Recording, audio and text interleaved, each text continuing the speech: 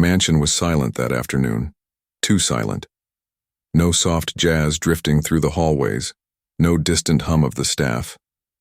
Just a heavy, uneasy stillness. When Amanda Grayson pulled into the driveway, she smiled at the thought of surprising her husband with lunch. But the smile faded as soon as she stepped inside.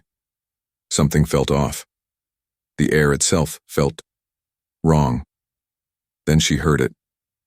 A faint sound from the backyard. A sharp cry. Then another. Not playful. Not accidental. Something inside her twisted. She followed the sound through the marble corridor, her heels clicking like echoes of her own heartbeat.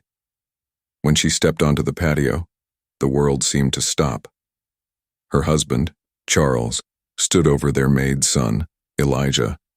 The little boy was crying, cowering, his hands shielding his face, and Charles's leg swung again.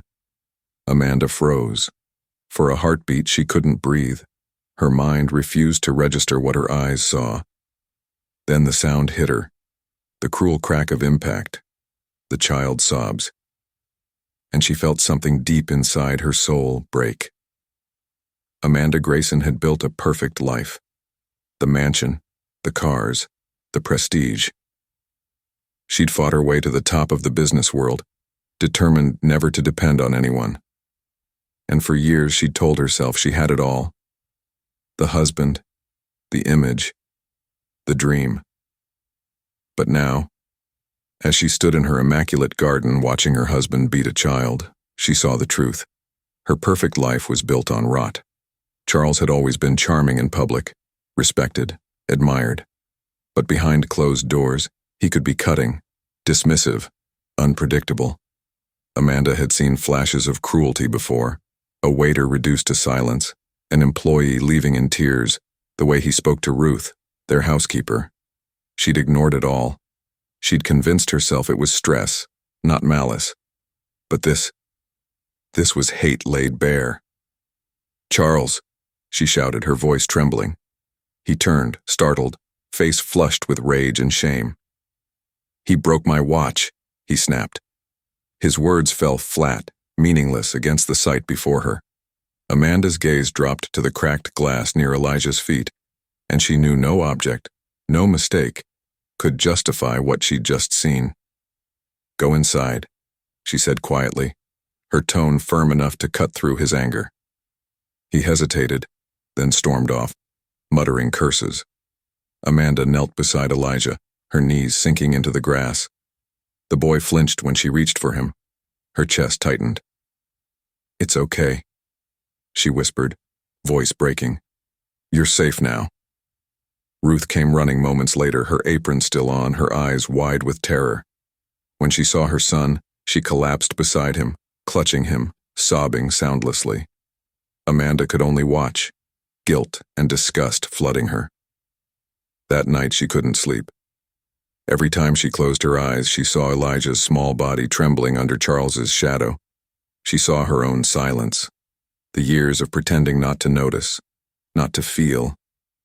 For the first time, she saw herself clearly, not as a victim of circumstance, but as a bystander. And she swore that would end tonight. Hours passed before Charles returned. The house was dark except for the glow of one chandelier. Amanda sat in the living room, a glass of untouched wine beside her, waiting. "You're still up?" he asked casually, loosening his tie. "Don't," she said. The word was quiet, but it stopped him cold. He frowned, half smirking. "What's this?" "You beat a child today," she said, her voice trembling. Not with fear, but with fury. He scoffed. "He broke." "Don't," she cut in sharply. "You don't get to explain this away. You don't get to justify hurting a child." His eyes hardened. "Amanda, you're being emotional. You know how they are." That word, they. It slithered through the air like poison, and in that moment she saw the man she'd married for who he truly was. Not a flawed man, but a cruel one. "I recorded it," she said softly. The smirk disappeared. "What?" "I have the footage, every second of it, and I've already sent it to my lawyer and the press. He lunged forward, but she didn't move. "It's over, Charles," she said coldly. "You've hidden behind money and charm your whole life. But now, the world will see who you really are." By morning, they did. The footage spread like wildfire. The image of a powerful CEO assaulting a young black child ignited outrage across the country. News trucks filled the street. Investors fled. His company cut ties. By noon, the empire Charles had built on arrogance and fear had collapsed into ashes. Amanda didn't hide. She stood before the cameras on her front steps, steady, resolute. She told the truth, all of it. For years, she'd been silent, complicit through comfort. But that silence had ended the moment a child cried in her backyard. Ruth and Elijah were safe. Amanda paid for Elijah's education and bought Ruth a home of her own. Not out of charity, but as a promise that dignity would replace servitude. People called Amanda brave, but she didn't feel brave. Courage, she thought, would have been stopping him sooner. Courage would have been seeing the signs before someone got hurt. Still, she vowed never to let silence protect cruelty again. As Charles was led away in handcuffs, Amanda watched from the doorway, not as a grieving wife, but as a woman reborn. The mansion that once symbolized perfection now felt like a tomb, haunted by secrets and screams she could never unhear. But outside that house, beyond those iron gates, she felt something she hadn't felt in years: peace. Weeks later, she founded the Elijah Promise Foundation, an organization dedicated to helping victims of racial violence and workplace discrimination. She wanted Elijah's name to mean hope, not trauma. She wanted to turn her guilt into something that could heal. Because racism doesn't always show itself in slurs or violence. Sometimes it hides behind a smile, a title, or a polished dining table.